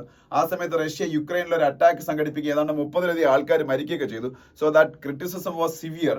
And that was expected also. ഇന്ത്യക്ക് പോയേ പറ്റുള്ളേ പൊയ്ക്കോ, പക്ഷെ നാറ്റോയുടെ മീറ്റിംഗ് നടക്കുന്ന അതേ ദിവസം പോകുന്നത് വേൾഡിന് ഒരു റോങ് മെസ്സേജ് കൊടുക്കുക, അങ്ങനെ പോകരുതെന്ന് ഇന്ത്യയോട് റിക്വസ്റ്റ് ചെയ്യുന്ന പറയപ്പെടുന്നത്. പക്ഷേ ആ റിക്വസ്റ്റ് പോലും ചെവി കൊള്ളാതെയാണ് ഇന്ത്യ റഷ്യ വിസിറ്റ് ചെയ്യുന്നത്. അപ്പം US ambassador to India Eric Garcetti ഇന്ത്യയെ ശക്തമായി ക്രിട്ടിസൈസ് ചെയ്ത്, എന്നിട്ട് സ്ട്രാറ്റജിക് ഓട്ടോണമി എന്ന് പറഞ്ഞത്, സ്ട്രാറ്റജിക് ഓട്ടോണമി എന്ന് പറഞ്ഞാൽ അതെന്താണെന്ന് പറയുന്നുണ്ട്. സ്ട്രാറ്റജിക് ഓട്ടോണമിയുടെ ഭാഗമായിട്ടാണ് ഇന്ത്യ ഒരു വിസിറ്റ് നടത്തിയെന്ന് ഇന്ത്യ എക്സ്പ്ലെയിൻ ചെയ്തപ്പോൾ, in the time of conflicts there is nothing called strategic autonomy എന്നാണ് അദ്ദേഹം പറഞ്ഞത്. എറിക് ഗാർസെറ്റി എന്ന് പറഞ്ഞ US അംബാസഡർ ടു ഇന്ത്യ. അപ്പോ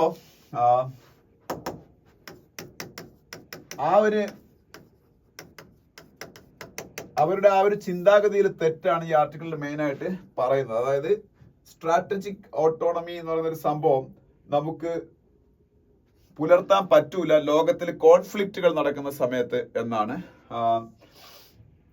US അംബാസഡർ ടു ഇന്ത്യ പറഞ്ഞത്. പക്ഷെ അതിൽ കുറെ തെറ്റുകളുണ്ട്, അതിനെ കുറിച്ചാണ് അദ്ദേഹം ഈ ആർട്ടിക്കിളിൽ എക്സ്പ്ലെയിൻ ചെയ്യുന്നത്. ഒന്നാമത്തെ കാര്യം, ഇന്ത്യ റഷ്യ ബന്ധം എന്ന് പറയുന്നത് ഇന്നും ഇന്നലെയും തുടങ്ങിയതല്ല. ഇന്ത്യയുടെ ഫോറിൻ പോളിസി ജവഹർലാൽ നെഹ്റുവിന്റെ പീരീഡിൽ ഫോർമാറ്റീവ് ഇയേഴ്സിലായിരുന്നു. ആദ്യം കുറച്ചു കാലം ഇന്ത്യ ചഞ്ചലചിത്തരായിരുന്നു, എങ്ങനെ ഒരു ഫോറിൻ പോളിസിയാണ് നമ്മൾ സ്വീകരിക്കേണ്ടതൊക്കെ. പക്ഷെ ആ സമയത്ത് വേൾഡ് ബൈപോളാർ ആയിരുന്നു. നെഹ്റുവിന്റെ പീരീഡിൽ സോവിയറ്റ് യൂണിയന്റെ നേതൃത്വത്തിൽ ഒരു പോള്, US നേതൃത്വത്തിൽ വേറൊരു പോള്. ഈ ബൈപോളാർ വേൾഡിൽ ആദ്യം നമ്മൾ ഒരു ആരുടെയും പക്ഷം പിടിക്കാതെ നിൽക്കാൻ തന്നെ തീരുമാനിക്കുകയും നോൺ അലൈൻമെന്റ് മൂവ്മെന്റ് ഉണ്ടാക്കിയൊക്കെയാണ്. Non alignment movement. പക്ഷെ ഈ നോൺ അലൈൻമെന്റ് മൂവ്മെന്റ് ഉണ്ടാക്കിയത് വേറെ പല രീതിയിൽ ഇന്ത്യക്ക് ഗുണമുണ്ടായി. കാര്യം ഡീകോളനൈസ്ഡ് ആയിട്ടുള്ള ഒരുപാട് രാജ്യങ്ങൾക്ക് ഒരു പോളിസി ഡയറക്ഷൻസ് ഇന്ത്യയുടെ നിലപാടുകൾ വഴി കിട്ടുകയും ചെയ്തു. പിന്നീട് ഈ പറഞ്ഞ പല രാജ്യങ്ങളും, ഈ കോളനികളായിരുന്ന പല രാജ്യങ്ങളും പിന്നീട് നമുക്കറിയാം ഗ്ലോബൽ സൗത്ത് എന്നറിയപ്പെടുന്ന രാജ്യങ്ങളാണ്. ആ രാജ്യങ്ങളുടെയൊക്കെ ഒരു തലപ്പത്ത് അവരുടെ ഒരു ലീഡർഷിപ്പ് പൊസിഷനിലേക്കൊക്കെ ഇന്ത്യക്ക് പോകാൻ കഴിഞ്ഞതൊക്കെ ഈ നോൺ അലൈൻമെന്റ് മൂവ്മെന്റിന്റെ ഒക്കെ സഹായത്തോടെയാണ്. പക്ഷേ തുടക്കത്തിൽ ഇന്ത്യ ഈ രണ്ട് ചേരികളോടും ഒരു ഇക്വി ഡിസ്റ്റൻസ് ആണ് കാണിച്ചിരുന്നതെങ്കിലും പാകിസ്ഥാൻ അതുപോലെ ചൈന പോലുള്ള ഇന്ത്യയുടെ അഡ്വേഴ്സറീസ് പതുക്കെ US സൈഡിലേക്ക് പോകുന്നതാണ് ഇന്ത്യ കണ്ടത്. ഈവൻ സോവിയറ്റ് യൂണിയൻ കമ്മ്യൂണിസ്റ്റ് രാജ്യമായിരുന്നിട്ട് പോലും സോവിയറ്റ് യൂണിയൻ ഡിച്ച് ചെയ്തുകൊണ്ട് ഒരു സമയത്ത് ചൈന ഡെങ് സിയാവോപിങ്ങിന്റെ ഒക്കെ പീരീഡിൽ US പക്ഷത്തേക്ക് പോയി. അതുകൊണ്ടാണ് US നിന്നുള്ള ഇൻവെസ്റ്റ്മെന്റ് ഒക്കെ ഒത്തിരി ചൈനയിലേക്ക് വന്നതും ചൈനയുടെ വളർച്ചയിൽ വലിയ സഹായം കൊടുത്ത US ആണ്. ഇന്ന് അവരുടെ ഏറ്റവും വലിയ അഡ്വൈസറി US ആണെങ്കിലും മനസ്സിലായോ. അപ്പം ആ സമയത്ത് ഇന്ത്യക്ക് മനസ്സിലായി, അന്ന് അമേരിക്ക നാറ്റോയ്ക്ക് പുറമെ ഏഷ്യയിൽ ചില ഓർഗനൈസേഷൻസും ഉണ്ടാക്കിയിരുന്നു.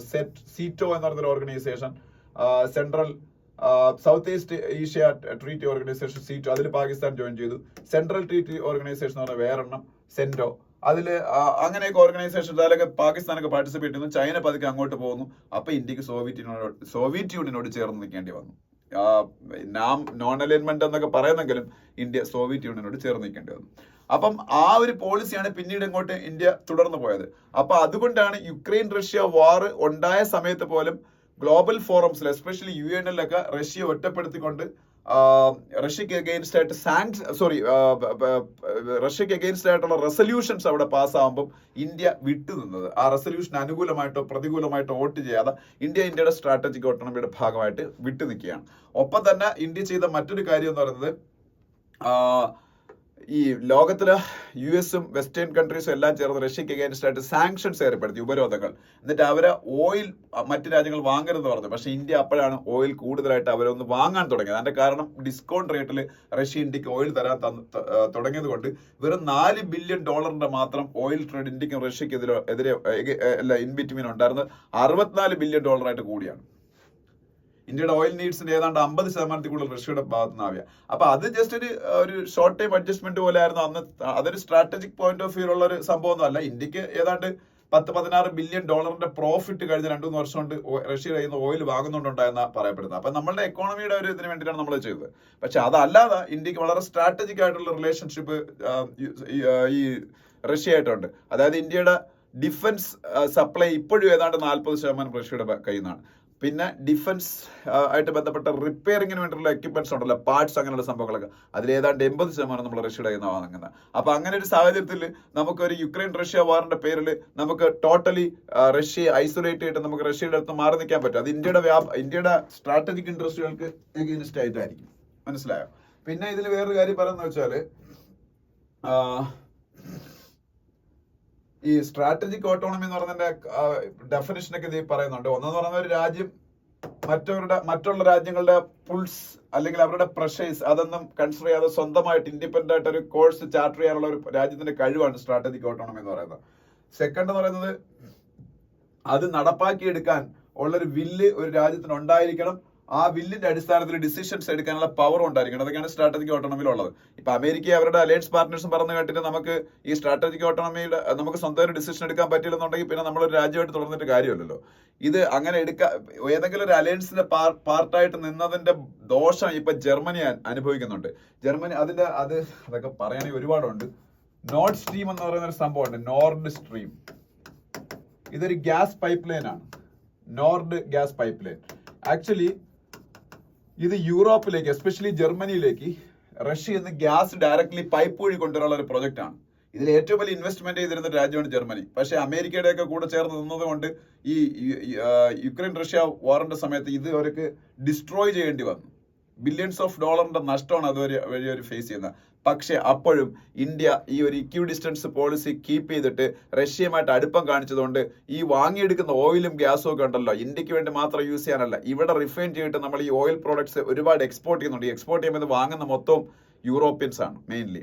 അപ്പം ഇന്ത്യ റഷ്യയുമായിട്ട് ആനുകൂല്യം പുലർത്തി അല്ലെങ്കിൽ അവരുമായിട്ട് റിലേഷൻഷിപ്പ് പുലർത്തി നിൽക്കുന്നത് കൊണ്ട് നമ്മൾ വാങ്ങുന്ന ഈ ഓയിൽ ഇപ്പോൾ യൂറോപ്പിനും കിട്ടുന്നുണ്ട്. അങ്ങനെ ഒരു ഗുണം അവർ അതും ഇത് പറയുന്നുണ്ട്, കിട്ടുന്നുണ്ട്. ഓക്കെ, പിന്നെ വേറൊരു കാര്യം, ഇന്ത്യ റഷ്യയുമായിട്ട് അനുകൂല്യം പുലർത്തി നിന്നില്ലെങ്കിലുള്ള പ്രശ്നം യൂറോപ്പും അമേരിക്കയും ഏറ്റവും ഭയക്കുന്ന ചൈനയുടെ കയ്യിൽ മാത്രമായി പോകും റഷ്യ എന്ന് പറയുന്നത്. റഷ്യക്ക് ഇപ്പൊ ഏറ്റവും കൂടുതൽ ഫിനാൻഷ്യലി റഷ്യ ഡിപ്പെൻഡ് ചെയ്യുന്നത് ചൈനയാണ്. അപ്പൊ ചൈനയുടെ മാത്രം ഒരു ഇൻഫ്ലുവൻസിൽ റഷ്യ ആയിപ്പോയാനുള്ള പ്രശ്നം എന്ന് വെച്ചാൽ ചൈനയുടെ ഒരു ജൂനിയർ പാർട്ണർ പോലെ ആയിപ്പോകും റഷ്യ. അപ്പൊ നമുക്ക് ഇപ്പൊ ഇന്ത്യക്ക് ഇപ്പോഴും റഷ്യയുടെ മുകളിൽ ഒരു ലിവറേജ് ഉള്ള രാജ്യമാണ്. അപ്പൊ നമുക്ക് ഈ റഷ്യയെ ഇന്ത്യയെങ്കിലും കൂടുതൽ അവരെ കൂടെ ചേർത്ത് പിടിച്ചാൽ നാളെ ഒരു സമയത്ത് പൂർണ്ണമായിട്ടും റഷ്യ ചൈനയുടെ സൈഡിലായി പോകുന്ന ഒഴിവാക്കാൻ പറ്റും. അങ്ങനെ കുറെ ഗുണങ്ങളുണ്ട്. അപ്പം അതുകൊണ്ട് തന്നെ നമുക്ക് ഒരിക്കലും അല്ലെങ്കിൽ ഇപ്പൊ എടുത്ത നിലപാട് ന്റെ സഖ്യകക്ഷികളായിട്ടുള്ള പല രാജ്യങ്ങളും ഇന്ത്യയുടെ പ്രൈം മിനിസ്റ്ററിന്റെ റഷ്യൻ വിസിറ്റിന്റെ എഗെയിൻസ്റ്റ് ആയിട്ട് പറഞ്ഞ സ്റ്റേറ്റ്മെന്റുകൾ ഒന്നും യാഥാർത്ഥ്യത്തോട് ചേർന്ന് നിൽക്കുന്നതല്ല. പല കാര്യങ്ങളും മനസ്സിലാക്കാതെയാണ് അവരുടെ പല സ്റ്റേറ്റ്മെന്റുകളും എന്നുള്ള രീതിയിലാണ് ഈ ആർട്ടിക്കിൾ. ഇതിലും നന്നായിട്ട് എനിക്ക് കുറെ കാര്യങ്ങളുടെ ഇത് പറഞ്ഞു തരണമെന്ന് എനിക്ക് ആഗ്രഹമുണ്ട്. പക്ഷേ കുറെ കാര്യങ്ങൾ പറയാനുള്ളതുകൊണ്ട് സമയമില്ലാത്തതുകൊണ്ടാണ് ഞാൻ അത് കൂടുതൽ പറയാത്തത്. സീറോ സം ഗെയിം എന്ന് പറയുന്ന ഒരു കാര്യത്തിനെ കുറിച്ചൊക്കെ ഇത് പറയുന്നുണ്ട്. അപ്പം ഡീറ്റെയിൽ ആയിട്ട് നിങ്ങൾ വായിച്ചു നോക്കും. ഞാൻ ഇത്രയും പറഞ്ഞതിന്റെ അടിസ്ഥാനം നിങ്ങൾക്ക് വായിച്ചു നോക്കിയാൽ കൂടുതൽ മനസ്സിലാവും. ഓക്കെ, പിന്നെ the issue with tree planting schemes എന്ന് പറയുന്ന ആർട്ടിക്കിൾ ഉണ്ട്. ഇതും വേണമെങ്കിൽ അല്ല, ആക്ച്വലി ഇത് എൻവയോൺമെന്റ് പ്രൊട്ടക്ഷനായിട്ട് ബന്ധപ്പെട്ടൊരു ആർട്ടിക്കിൾ ആണ്. പക്ഷെ ഇതിൽ വെറും ട്രീ പ്ലാന്റിങ്ങിനെ കുറിച്ച് മാത്രമേ ഇത് ഡിസ്കസ് ചെയ്യുന്നുള്ളൂ. അപ്പൊ ട്രീ പ്ലാന്റിംഗ് തന്നെയാണ് നമ്മളുടെ എൻവയോൺമെന്റ് പ്രൊട്ടക്ഷന്റെ ഏറ്റവും പ്രധാനപ്പെട്ട ഒരു കാര്യം എന്ന് പറയുന്നത്. പക്ഷെ അതില് ഈ ട്രീ പ്ലാന്റിങ് ഒരു വലിയൊരു മൂവ്മെന്റ് ആയിട്ട് ഇന്ത്യ ഉൾപ്പെടെ പല രാജ്യങ്ങളിലും പ്രത്യേകിച്ച് ജൂലൈ മാസത്തിന്റെ ആദ്യത്തെ ആഴ്ചയിലൊക്കെയാണ് അത് ഇന്ത്യ നടക്കുന്നത്. ഇപ്പൊ ഇൻഡോറിൽ ഒരു കഴിഞ്ഞ ആഴ്ച ജൂലൈയുടെ ഫസ്റ്റ് വീക്കിൽ സെക്കൻഡ് വീക്കിലൊക്കെ ആയിട്ട് ഒരു മാസ് ട്രീ പ്ലാന്റിംഗ് എക്സർസൈസ് തന്നെ നടന്നു. വേൾഡിലെ ഏറ്റവും വലിയ ട്രീ പ്ലാന്റിംഗ് എക്സർസൈസ് ആയിട്ട് അത് ഗിന്നസ് ബുക്ക് ഓഫ് വേൾഡ് റെക്കോർഡ്സിലേക്ക് കയറി. ഇതുപോലെ ലോകത്തിലെ പല സ്ഥലങ്ങൾ ഇന്ത്യയിൽ ഈ ജൂലൈയിൽ നടക്കുന്ന ഒരു കാര്യം എന്ന് വെച്ചാൽ ഇന്ത്യയിൽ എനിക്കൊന്നൊരു പഴയ ഫോറസ്റ്റ് മിനിസ്റ്റർ ഉണ്ടായിരുന്നു, മുൻഷി അങ്ങനെ എന്താണ് അദ്ദേഹത്തിന്റെ പേര്. അപ്പം പുള്ളി മുമ്പ് വളരെ റിലീജിയസ്ലി ഈ ട്രീ പ്ലാന്റിംഗ് എന്ന് പറയുന്ന സംഭവം പ്രൊമോട്ട് ചെയ്ത ഒരു ലീഡറാണ്. അപ്പൊ അദ്ദേഹത്തിന്റെ കെ എം മുൻഷി, അദ്ദേഹം പഴയ അഗ്രികൾച്ചർ മിനിസ്റ്റർ ആയിരുന്നു. ഫെസ്റ്റിവൽ ഓഫ് ട്രീസ് എന്ന് പറഞ്ഞൊക്കെ ഈ ട്രീ പ്ലാന്റിംഗ് പ്രോഗ്രാം വനമഹോത്സവം എന്ന പേരിലൊക്കെ നടപ്പാക്കിയ മനുഷ്യനാണ് 60s അപ്പൊ 50s അപ്പൊ അദ്ദേഹത്തിന്റെ ആ ഒരു ലെഗസി മുന്നോട്ട് കൊണ്ടുപോകാനാണ് നമ്മൾ ഈ ജൂലൈ മാസങ്ങളിൽ ഈ ഒരു സംഭവമൊക്കെ ചെയ്യുന്നത്. അപ്പൊ ഇന്ത്യയിൽ മാത്രമല്ല ലോകത്തെ പല രാജ്യങ്ങളിൽ ഇത്തരത്തിലുള്ള ഇവന്റ്സ് നടക്കാറുണ്ട്, ഈ ട്രീ പ്ലാന്റിംഗ് എക്സർസൈസുകൾ. പക്ഷെ ഈ ട്രീ പ്ലാന്റിംഗ് എക്സർസൈസുകൾ പലതും ഈ പ്ലാൻ ചെയ്യുന്നതല്ലാതെ പിന്നീട് അത് ഫോളോ അപ്പ് ചെയ്ത് ആ ട്രീകൾ വളർത്തിയെടുക്കുന്നതിനോ ഒന്നുള്ള നടപടികൾ പലപ്പോഴും കാണാറില്ല. അപ്പൊ അതുകൊണ്ടൊക്കെ തന്നെ ഇതിന്റെയൊക്കെ വിജയത്തിനെ കുറിച്ച്, ഈ ട്രീ പ്ലാന്റിംഗ് പ്രോഗ്രാംസിന്റെ വിജയത്തിനെ കുറിച്ച് ഈ ആർട്ടിക്കിളിന്റെ അകത്ത് സംശയം പ്രകടിപ്പിക്കുന്നുണ്ട്. പിന്നെ അങ്ങനെ കുറെ കാര്യങ്ങളാണ്. പിന്നെ ഇതില് ഈ 2021 തൊട്ട് 2030 വരെയുള്ള ഡെക്കേഡ് എന്ന് പറഞ്ഞ UN തന്നെ ഡെക്കേഡ് ഓഫ് ഇക്കോസിസ്റ്റം റീസ്റ്റോറേഷൻ ആയിട്ടാണ് ഡിക്ലെയർ ചെയ്തേക്കുന്നത്. അതിന്റെ കാരണം നമ്മളെ ലോകമാസകലം millions of acres of hectares of ലാൻഡാണ് ഡീഗ്രേഡ് ചെയ്ത് പോയത് ഈ ഡീഫോറസ്റ്റേഷൻ മൂലം millions of hectares of land were degraded in the world. അപ്പൊ ആ ഡീഗ്രേഡ് ചെയ്യപ്പെട്ട ലാൻഡിനെ വീണ്ടും റീസ്റ്റോർ ചെയ്യാൻ വേണ്ടിയിട്ടാണ് ഇങ്ങനെ ഈ 2021 to 30 decade of ecosystem restoration ആയിട്ട് യുണൈറ്റഡ് നേഷൻസ് ഡിക്ലെയർ ചെയ്തത്. അപ്പം അതിന്റെ അടിസ്ഥാനത്തിലാണ് ഈ പലയിടത്തും ഈ പറഞ്ഞ വനമഹോത്സവങ്ങളും ട്രീ പ്ലാന്റിംഗ് പരിപാടികളൊക്കെ സംഘടിപ്പിക്കുന്നത്. പക്ഷെ അതിൽ ഇൻഹറന്റ് ആയിട്ടുള്ള കുറെ പ്രോബ്ലംസ് ഉണ്ട്. ആ പ്രോബ്ലംസ് അഡ്രസ് ചെയ്യാതെ ഈ വെറുതെ ഈ ട്രീ പ്ലാന്റിംഗ് നടത്തി പോകുന്നത് കൊണ്ട് ഡിസൈഡ് ആയിട്ടുള്ള റിസൾട്ട് ഉണ്ടാവില്ല എന്നാണ് ഈ ആർട്ടിക്കിളിൽ പറയുന്നത്. ഓക്കെ, പിന്നെ അതിനടുത്ത പേജ് പോകും. Does India have enough laws to combat superstition എന്ന് പറയുന്ന ഒരു ആർട്ടിക്കിൾ ഉണ്ട്. ഇത് സംഭവം എന്ന് പറയുന്നത് ഇന്ത്യയിൽ ഈ സൂപ്പർസ്റ്റിഷൻ എന്ന് പറയുന്ന സംഗതിയെ തടയാൻ വേണ്ടിയിട്ടുള്ള ഒരു സെൻട്രൽ ലോ ഇപ്പൊ ഇല്ല. അതിന്റെ ആവശ്യകതയെ കുറിച്ചാണ്. അത് എന്തുകൊണ്ട് എന്ന് പറഞ്ഞാൽ ഇപ്പോൾ നമുക്കറിയാം ഉത്തർപ്രദേശിലെ ഹാത്രാസിൽ ഒരു ഗോട്ട്മാന്റെ പ്രോഗ്രാമിൽ പങ്കെടുത്തിട്ട് സ്റ്റാമ്പേഡ് ലൈക്ക് സിറ്റുവേഷൻ ഉണ്ടായി. മോർ ദാൻ 100 ആൾക്കാർ അവിടെ മരിച്ചു. അപ്പം ഈ പല ഇതുപോലുള്ള ഗവൺമെന്റിനും പ്രൊമോട്ട് ചെയ്യുന്ന സൂപ്പർസ്റ്റിഷനാണ്. ഈ സൂപ്പർസ്റ്റിഷന്റെ പ്രോബ്ലം എന്ന് പറഞ്ഞാൽ പലപ്പോഴും മതപരമായിട്ടുള്ള ഒരു റിലീജിയസ് ആയിട്ടുള്ള ഒരു ഫിയർ സൈക്കോസിസ് നമ്മളുടെ മനസ്സിൽ ഉണ്ടാക്കിയിട്ട് അതിനെ മുതലെടുക്കുക എന്നുള്ളതാണ്.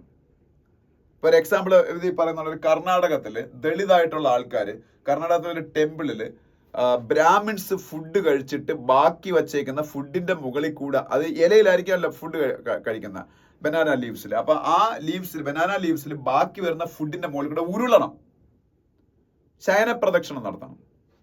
പക്ഷെ അത് ഈയിടയ്ക്ക് കർണാടകത്തിൽ ബാൻ ചെയ്തെന്ന് തോന്നുന്നു.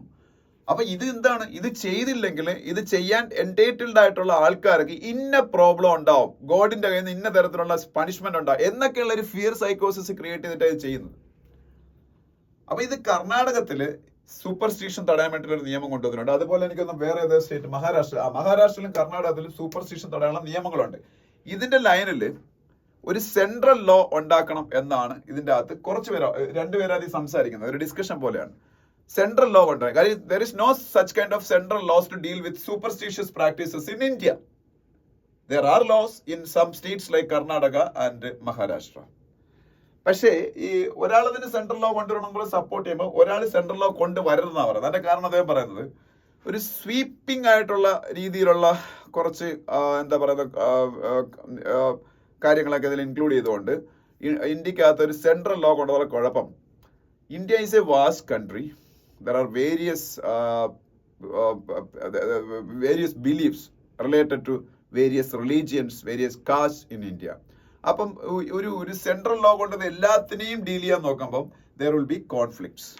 ചില മതങ്ങളിൽ നമ്മൾ സൂപ്പർസ്റ്റിഷൻ എന്ന് പറഞ്ഞാൽ ചിലയിടത്ത് അത് സൂപ്പർസ്റ്റിഷൻ ആയിരിക്കത്തില്ല, അവർ റിലീജിയന്റെ എസെൻഷ്യൽ പ്രാക്ടീസസിന്റെ പാർട്ടായിരിക്കാം. അങ്ങനെയൊക്കെയുള്ള പ്രോബ്ലംസ് ഉണ്ട്. അതുകൊണ്ട് സ്റ്റേറ്റ് ലെവലിൽ നിയമങ്ങൾ ഉണ്ടാക്കുന്നതാണെന്നാണ് ഒരാൾ അഭിപ്രായം പറയുന്നത്. കർണാടക, മഹാരാഷ്ട്ര പോലെ ആ സ്റ്റേറ്റിന്റെ സ്പെസിഫിക് ആയിട്ടുള്ള ഒരു റിയാലിറ്റീസ് അനുസരിച്ച് അവർക്ക് ഉണ്ടാക്കാൻ പറ്റില്ല. പിന്നെ ഒരു സജഷൻ ഉള്ളത് സെൻട്രൽ ലോ ഉണ്ടാക്കുക, ആ സെൻട്രൽ ലോ ഓരോ സ്റ്റേറ്റിനും അനുസരിച്ച് ആ സ്റ്റേറ്റുകൾ അമെൻഡ് ചെയ്യുക എന്നത്, അതായിരിക്കും ഏറ്റവും ബെസ്റ്റ്. സെൻട്രൽ ലോ ഉണ്ടാക്കിയിട്ട് ആ സ്റ്റേറ്റ് സ്പെസിഫിക് ആയിട്ട് അമെൻമെന്റ് വരുത്തുക എന്നുള്ളതായിരിക്കും. അപ്പൊ എന്തായാലും സൂപ്പർസ്റ്റിഷന് ഇഫക്റ്റീവ്ലി തടയാനുള്ള ഒരു സെൻട്രൽ ലോ ഇന്ത്യയിൽ ഇല്ല. ഒരെണ്ണം ഉണ്ട്, പക്ഷെ അതിൽ ഒരുപാട് ലൂപ്പ് ഹോൾസ് ഉണ്ട്. അത് 1954 വരുന്ന drugs and magic remedies objectionable advertisements act 1954. അതാണ് ഇപ്പൊ ഇന്ത്യയിൽ നിലവിലുള്ള നിയമം. Drugs and magic remedies objectionable advertisements act 1954. പക്ഷെ അതിൽ ഒരുപാട് ലൂപ്പ് ഹോൾസ് ഉണ്ട്. കുറച്ച് പഴയ നിയമമല്ലേ, നെഹ്റു ഒക്കെ ഇന്ത്യയുടെ പ്രൈം മിനിസ്റ്റർ ആയിരിക്കുന്ന സമയത്ത് ഉണ്ടാക്കിയ നിയമമാണ്. പിന്നെ ഇത് നമ്മൾ പലതവണ ഡിസ്കസ് ചെയ്ത കാര്യമാണ്. What is the role of the finance commission? അതെന്താണ് ഹിന്ദു റിപ്പീറ്റ് ചെയ്ത് കൊടുത്തോണ്ടിരിക്കുന്നത് എനിക്ക് മനസ്സിലാവുന്നില്ല. ഇതിനകത്ത് പുതുതായിട്ട് ഒരു കാര്യവും പറയാനില്ല. നമ്മൾ പറഞ്ഞു കഴിഞ്ഞ കാര്യങ്ങൾ മാത്രമാണ്. What is finance commission, what are their roles, finance commission ഇപ്പോ അല്ലെങ്കിൽ ഫിനാൻസ് കമ്മീഷനിൽ നിന്നുള്ള സ്റ്റേറ്റ് കിട്ടുന്ന ഡെവല്യൂഷൻ അത് ഇനഫ് ആണോ, അതായത് നമ്മൾ പലതവണ ഡിസ്കസ് ചെയ്തതാണ്. ഫിനാൻസ് കമ്മീഷൻ എന്തിനാണ്? പിന്നെ ഗവൺമെന്റിന്റെ central government net tax revenue, gross അല്ല നെറ്റ് ടാക്സ് റവന്യൂ സ്റ്റേറ്റുകളിലേക്ക് എത്ര കൊടുക്കണം. ഇതിൽ അവർ രണ്ട്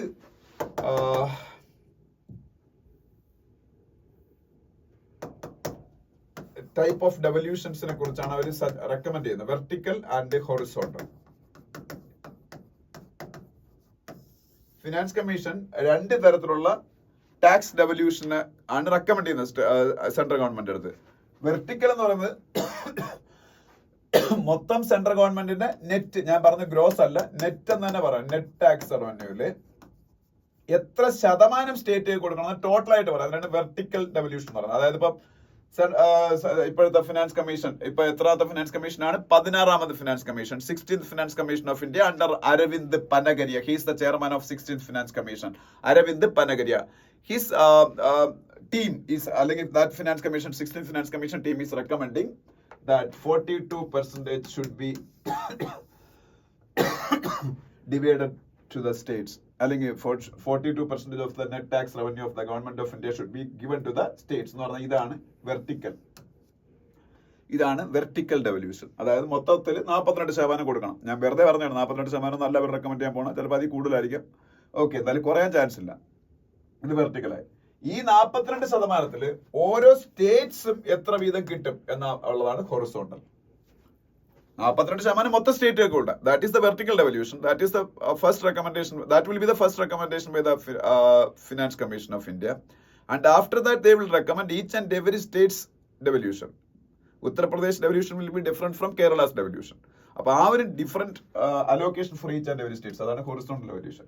അപ്പൊ ഇതിലേക്കുള്ള കുറച്ച് വിഷയങ്ങളെ കുറിച്ച് നമ്മൾ കഴിഞ്ഞ കുറച്ച് ദിവസമായിട്ട് നമ്മൾ പല പല ആർട്ടിക്കിൾസ് ഡിസ്കസ് ചെയ്തിട്ടുണ്ട്. ഒരു പ്രധാനപ്പെട്ട പ്രോബ്ലം, സ്റ്റേറ്റ് ഇത്രയും കൊടുത്താൽ പോരാ, ഇതിനേക്കാളും കൊടുക്കണം. ഫിനാൻസ് കമ്മീഷൻ റെക്കമെൻഡ് ചെയ്യുന്നത് പോലും സെൻട്രൽ ഗവൺമെന്റ് കൊടുക്കുന്നില്ല എന്നും പറയുന്നുണ്ട്. പിന്നെ റിച്ച് സ്റ്റേറ്റുകൾക്ക് എപ്പോഴും കിട്ടുന്നത്, അതായത് ഇപ്പൊ ഇതിലൊരു എക്സാമ്പിൾ പറയുന്നുണ്ട്, തമിഴ്നാടും കർണാടകവും ₹1 ടാക്സ് ആയിട്ട് സെൻട്രൽ ഗവൺമെന്റ് കൊടുക്കും. അവർ തിരിച്ചു കൊടുക്കുന്നത് ഈ 29 പൈസയാണെന്നാണ്. കർണാടകവും തമിഴ്നാടും റിച്ച് സ്റ്റേറ്റുകളാണ്. ഇത് രണ്ടുപേരുടെ എക്സാമ്പിൾ എടുക്കുന്നത്. ഇതുപോലെ ഏത് റിച്ച് സ്റ്റേറ്റ് എടുത്താലും അതായിരിക്കും അവരുടെ അവസ്ഥ. ₹1 ടാക്സ് റവന്യൂ ആയിട്ട് സെൻട്രൽ ഗവൺമെന്റ് അവർ കോൺട്രിബ്യൂട്ട് ചെയ്യുമ്പോൾ they are getting back only 29 പൈസ. At the same time, if state like Bihar, they are poor states. If they are giving ₹1 as tax to central government, they will get back ₹7 as devolution from the center. അത് അവരുടെ economic സിറ്റുവേഷനെ കൊണ്ടാണ്. എന്നാൽ പോലും ആ ഒരു disparity നോക്കണം. ₹1 കർണാടകം, തമിഴ്നാട് പോലുള്ള high performing സ്റ്റേറ്റുകൾ അല്ലെങ്കിൽ ഡെവലപ്ഡ് സ്റ്റേറ്റുകൾ അവർക്ക് സെന്ററിന് കൊടുക്കുമ്പോൾ അവർക്ക് 29 പൈസയാണ് തിരിച്ചു കിട്ടുന്നത്. അതേസമയത്ത് മറ്റൊരു ബീഹാർ ₹1 കൊടുക്കുമ്പോൾ അവർക്ക് ₹7 തിരിച്ചു കിട്ടുന്നത്. അങ്ങനെയുള്ള കുറച്ച് ഡിസ്പാരിറ്റീസ് ഉണ്ട്. അങ്ങനെ ഓരോ കാര്യം. പിന്നെ സെന്റർ ഇപ്പൊ ടാക്സ് കളക്ട് ചെയ്യുന്ന വലിയൊരു ഭാഗം സെസ് ആയിട്ടാണ്. സെസിന്റെ ഗുണം ഇതിൽ നെറ്റ് ടാക്സ് റവന്യൂല് ഈ ഡിവിസിബിൾ ആയിട്ടുള്ള സംഭവം എന്ന് പറഞ്ഞാൽ ഈ സെസ് ഒന്നും അല്ലാത്ത സംഭവങ്ങളാണ്. സെസ് ഈസ് നോൺ ഡിവിസിബിൾ ആണ്.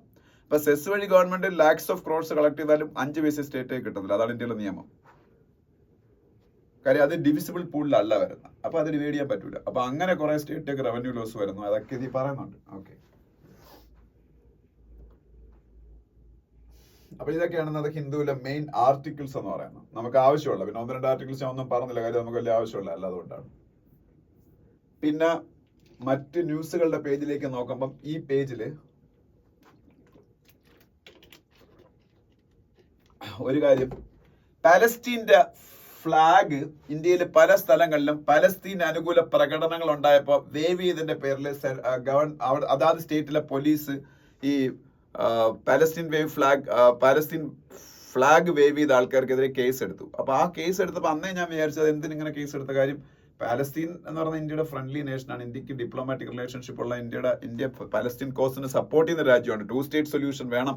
അത് മാത്രമാണ് പലസ്തീനും ഇസ്രായേലും തമ്മിലുള്ള പ്രോബ്ലം സോൾവ് ചെയ്യാൻ പറ്റുന്നതിനുള്ള ഇഫക്റ്റീവ് വേ എന്ന് ഉള്ള കാര്യം അംഗീകരിച്ചുള്ള രാജ്യമാണ് ഇന്ത്യ. 2 സ്റ്റേറ്റ് സൊല്യൂഷൻ അംഗീകരിച്ചുള്ള രാജ്യം.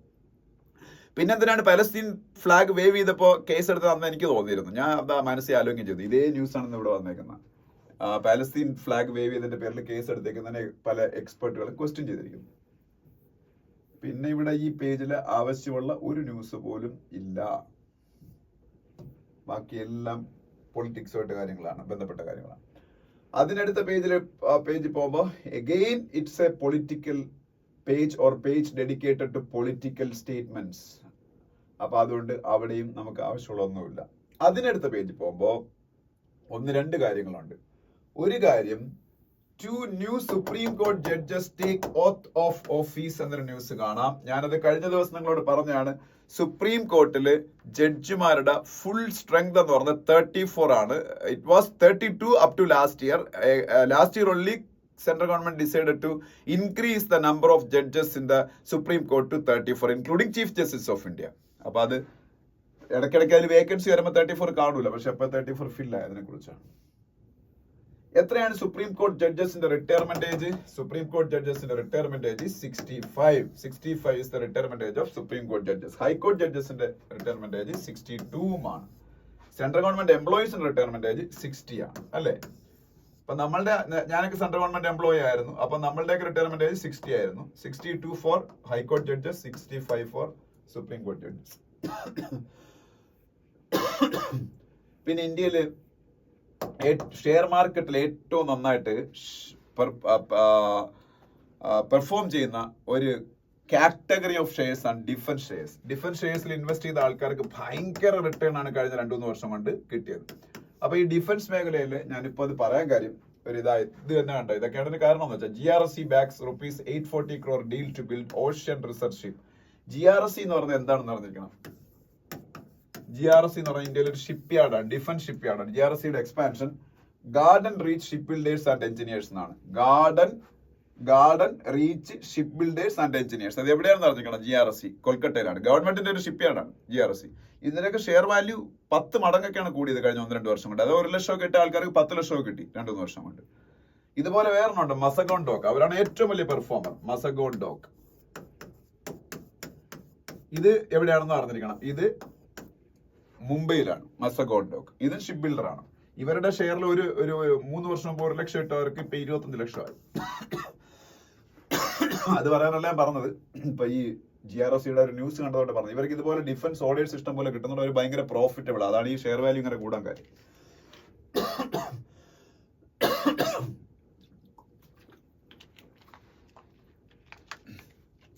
പിന്നെ ഇൻഫോസിസുമായിട്ട് ബന്ധപ്പെട്ട്, ഇൻഫോസിസ് അറിയാലോ ഇന്ത്യയിലെ സെക്കൻഡ് ബിഗ്ഗസ്റ്റ് IT കമ്പനിയാണ്. ഇൻഫോസിസിന്റെ CEO ആണ് സലിൽ പരേഖ്.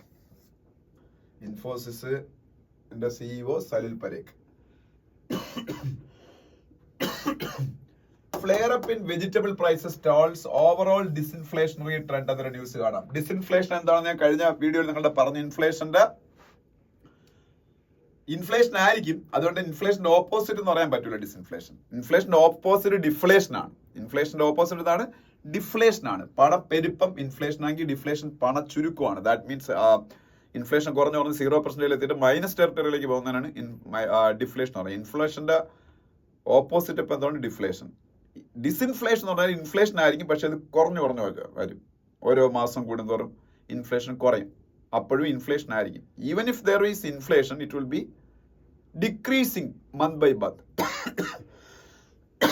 അതാണ് ഡിസിൻഫ്ലേഷൻ. അപ്പൊ ഇപ്പോ വന്ന consumer price index, CPI consumer price index ഇപ്പൊ ലേറ്റസ്റ്റ് ആയിട്ട് വന്നപ്പോൾ അത് റീറ്റെയിൽ ഇൻഫ്ലേഷൻ കാൽക്കുലേറ്റ് ചെയ്യാനുള്ള ഇൻഡെക്സ് ആണല്ലോ. അത് കുറച്ച് കൂടി. അപ്പൊ കഴിഞ്ഞ കുറെ കാലത്ത് കുറഞ്ഞു വരികയായിരുന്നു. അപ്പൊ ഡിസിൻഫ്ലേഷണറി ട്രെൻഡ് ആയിരുന്നു. That is reversed in this months consumer price index.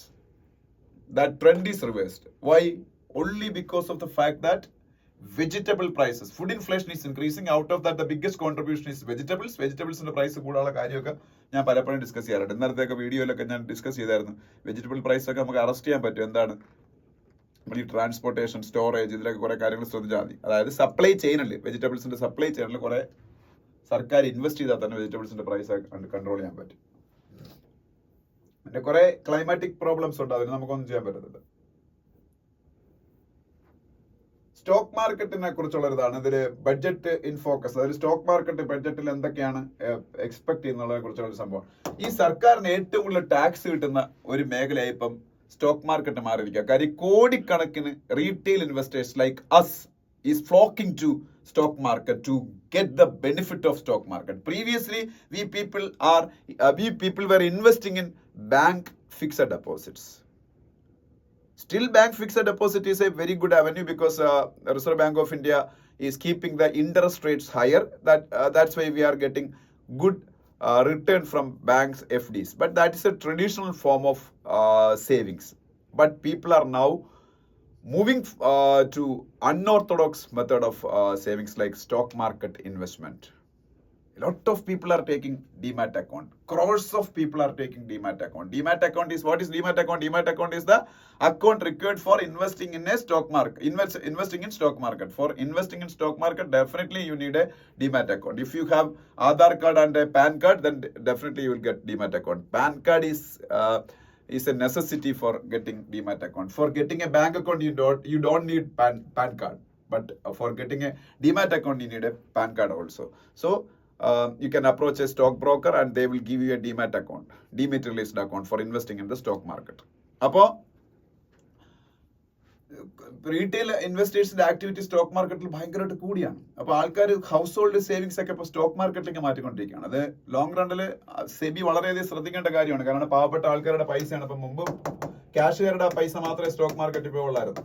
ഇപ്പം ചെറിയ ചെറിയ ഇൻവെസ്റ്റ്മെന്റ് നടത്തുന്ന റീറ്റെയിൽ ആൾക്കാരും സ്റ്റോക്ക് മാർക്കറ്റിൽ ഇൻവെസ്റ്റ് ചെയ്യുന്നുണ്ട്. ഹൗസ് ഹോൾഡ് സേവിങ്സ് ഒക്കെ സ്റ്റോക്ക് മാർക്കറ്റിലേക്ക് വലിയ രീതിയിൽ വരുന്നുണ്ട്. അതുകൊണ്ട് SEBI, the regulator of stock market, should be very careful in the future because people are flocking to stock market. അപ്പം SEBI, securities and exchange board of India, share market regulator ആണ്. അതിന്റെ head quarters മുംബൈയാണ്. ഞാൻ പറയാൻ വന്നത്, സർക്കാരിന് ഏറ്റവും കൂടുതൽ ടാക്സ് കിട്ടുന്ന ഒരു മേഖലയായിട്ട്, ഇപ്പം ഡയറക്ട് ടാക്സ് കിട്ടുന്ന ഒരു മേഖലയായിട്ട് സ്റ്റോക്ക് മാർക്കറ്റ് മാറാൻ കാര്യം, in each and every stock transaction, if you are buying A stock or if you are selling A stock, there will be a tax that is known as STT, Securities Transaction Tax. STT, Securities Transaction Tax. അപ്പൊ ഇത് stock മാർക്കറ്റിൽ activity കൂടുന്നതോടെ STT collection കൂടിക്കൊണ്ടിരിക്കും. Government thousands of crores ആദ്യം നിന്ന് കിട്ടുന്നു. ഇനി world പേജിലേക്ക് പോകുമ്പോൾ പറയാനുള്ള 1-2 കാര്യങ്ങളുണ്ട്. ഒരു കാര്യം ഇതൊന്ന് പഠിച്ചു വെച്ചേക്കണം. ഈ ഇടയ്ക്കാണ് യൂറോപ്യൻ പാർലമെന്റ് ഇലക്ഷൻ നടന്നത്. യൂറോപ്യൻ പാർലമെന്റ് ഇലക്ഷനിലാണ് പല രാജ്യങ്ങളിലും, ഫ്രാൻസിലൊക്കെ പ്രത്യേകിച്ച് റൈറ്റ് വിങ് പാർട്ടികൾക്ക് വലിയ പ്രോമിനൻസ് കിട്ടിയിരുന്നു. യൂറോപ്യൻ പാർലമെന്റിലെ ഏറ്റവും പ്രധാന യൂറോപ്യൻ കമ്മീഷനാണ്. അവരാണ് മെയിൻലി യൂറോപ്യൻ പാർലമെന്റിനെ റൂൾ ചെയ്യുന്ന യൂറോപ്യൻ കമ്മീഷൻ. യൂറോപ്യൻ കമ്മീഷന്റെ ഹെഡായിട്ട്, അതിന്റെ പ്രസിഡന്റ് ആയിട്ട് നിലവിലുണ്ടായിരുന്ന ആളിനെ വീണ്ടും സെലക്ട് ആയപ്പെട്ടു.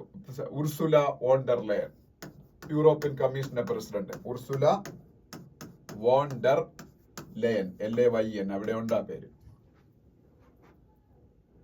പിന്നെ ഇപ്പോ യൂറോപ്പിലെ ഒരു രാജ്യവും നാറ്റോയിലെ മെമ്പർ കൺട്രി ആണെന്നാണ് എന്റെ വിശ്വാസം. ഹംഗറിയുടെ prime minister Viktor Orban Russia visit ചെയ്തു, പുടിനെ കണ്ടു. Viktor Orban is a non supporter of Vladimir Putin and Russia, like Donald Trump. അപ്പോ ഇപ്പൊ സെലൻസ്കി ഒന്നും പറയില്ലേ എന്തോ, മോഡി പോയപ്പോ സെലൻസ്കി അതിനെ ഭയങ്കര മോശമായിട്ട് ക്രിട്ടിസൈസ് ചെയ്തായിരുന്നു. ഇപ്പോ വിക്ടർ ഓർബൻ വിസിറ്റ് ചെയ്തു. പക്ഷേ പുള്ളി വോളോഡിമിർ സെലൻസ്കി, യുക്രൈന്റെ president, is not ready to criticise Viktor Orban's action. Okay, അപ്പൊ അത് ഒരു ന്യൂസ് ആയിട്ട് അവിടെ ഉണ്ട്. പിന്നെ Knesset votes to reject Palestinian statehood. ഞാൻ പറഞ്ഞു 2 സ്റ്റേറ്റ് സൊല്യൂഷൻ ആണ് ഇന്ത്യയൊക്കെ അപ്ഹോൾഡ് ചെയ്യുന്നത്. അതായത് to end the conflict between Palestine and Israel, there should be a 2-state solution. There should be the state of Palestine should also be recognized as a separate nation. അതാണ് 2-state solution എന്ന് പറയുന്നത്. ഇതൊരിക്കും Palestine ഒരു നേഷനായിട്ട് recognise ചെയ്തില്ല. അതേസമയത്ത് ഇസ്രായേലിന്റെ parliament Knesset പാലസ്തീനിന്റെ statehood കൊടുക്കുന്നതിന് against ആയിട്ട് നല്ല വോട്ട് പാസ്സാക്കിയതാണ്. നെസറ്റ്, അത് പഠിച്ചു വെച്ചേക്കണം. ഇസ്രായേലിന്റെ പാർലമെന്റ് നെസറ്റ്, സ്പോർട്സ് പേജിൽ ഒരു പേരെന്ന് പഠിച്ചു വെച്ചാൽ ശുഭാങ്കർ ശർമ്മ, ഇന്ത്യയുടെ ഒരു പ്രധാനപ്പെട്ട ഗോൾഫ് പ്ലെയർ ആണ് ശുഭാങ്കർ ശർമ്മ, ഗോൾഫ്. പിന്നെ ടൂർ ഡി ഫ്രാൻസ്, വേൾഡ് ഏറ്റവും ഫേമസ് സൈക്ലിംഗ് ചാമ്പ്യൻഷിപ്പ് നടന്നുകൊണ്ടിരിക്കുന്നു, ടൂർ ഡി ഫ്രാൻസ്. വേറെ എവിടെ ആ പേജിലൊന്നും പറയാനില്ല. പിന്നെ പാരീസ് ഒളിമ്പിക്സിൽ ഇന്ത്യയുടെ കാര്യങ്ങളും ഒക്കെയാണ് അവിടെ അടുത്ത പേജുകളിലൊക്കെ പറയുന്നത്. പാരീസ് ഒളിമ്പിക്സ് അടുത്ത മാസം സ്റ്റാർട്ട് ചെയ്യുമല്ലോ, ഒളിമ്പിക്സ്.